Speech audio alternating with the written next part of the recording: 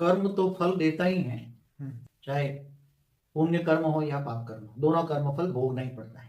राजा अपनी राजाई बढ़ाने के लिए लाखों करोड़ों कमा देते हैं। कर्म बंधन तो आत्माओं में आता ही है, उसका कर्म बंधन का रिकॉर्ड उसकी आत्मा के एक आसपास आवरण बनता है।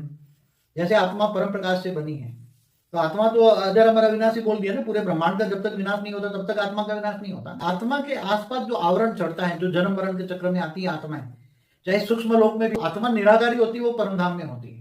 तो निराकार शिव को भी कर्म बंधन लागू पड़ते हैं, तो क्या मनुष्य को नहीं लागू पड़ेंगे? शिव को भी कर्म बंधन लागू पड़ते हैं, देवताओं को भी लागू पड़ते हैं। देवताओं का पुण्य का हिसाब किताब खत्म हो जाता है तो देवता भी मनुष्य बन जाते हैं। तो ऐसा कर्म बंधन कोई देखता नहीं है, मगर वो चोर चोरी कर रहा है, जो भी कर्म देखा मुझे कोई नहीं देखता, मगर वो जो सोचता है तो उसके सोचने से जो वाइब्रेशन बनता है, जो मन की तरंगे बनी, सोच जो बनी, वो वायुमंडल में फैल जाती है ना, फटाफट फटाफट पूरे वायुमंडल में फैल जाती है। ठीक है, वायु तत्व के एक एक सेल में जाती है ना।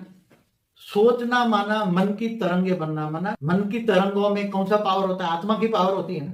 तो आत्मा अगर परम तत्वों से बनी है तो आत्मा की पावर के साथ उसकी सोच जाती है। वायु तत्व के एक एक सेल में एक एक जीव की रिकॉर्डिंग पड़ी है, पूरा ब्रह्मांड का रिकॉर्ड पड़ा एक एक सेल में, और वो रिकॉर्ड भूलोक से ऊपर भूलोक में भी जाता है फैलता फैलता, फिर ऊपर स्वर्गलोक में भी जाता है, कभी स्टॉप नहीं होता। कर्म बंधन, रात को डरावने सपने आना भी ये तुम्हारा कर्म बंधन है। अब ब्रह्मापुरी तक तो ब्रह्मा के पास रिकॉर्ड गया सारा, तो ब्रह्मा विष्णु और शंकर भी किसकी आराधना करते हैं? नहीं, वो माँ दुर्गा को लगाते हैं।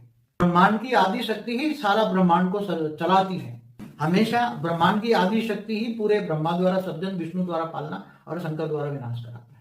और शिव तो परम आत्मा है, क्या है? नीचे से थ्रू ब्रह्मा विष्णु शंकर के द्वारा माँ दुर्गा के पास जाएगा, आदि शक्ति के पास जाएगा, आदि शक्ति से आदि शिव पर जाएगा, आकारी शिव पर, आदि शिव आकारी से निराकारी पर जाएगा। पूरे ब्रह्मांड में तो व्याप्त हो ही गया, हर सेल में हर कोई प्राणी का रिकॉर्ड पड़ा है। हाँ, निराकार के ऊपर से एक आवरण बन जाता है। शिव का भी रिकॉर्ड कहाँ जाएगा? शिव का रचयिता है महाशिव, हर कोई क्रिएटर के पास नीचे से ऊपर तक रिकॉर्ड जाता है। तो रिकॉर्ड कहीं भी छिपता नहीं है, कोई कितना भी छिपाना चाहे।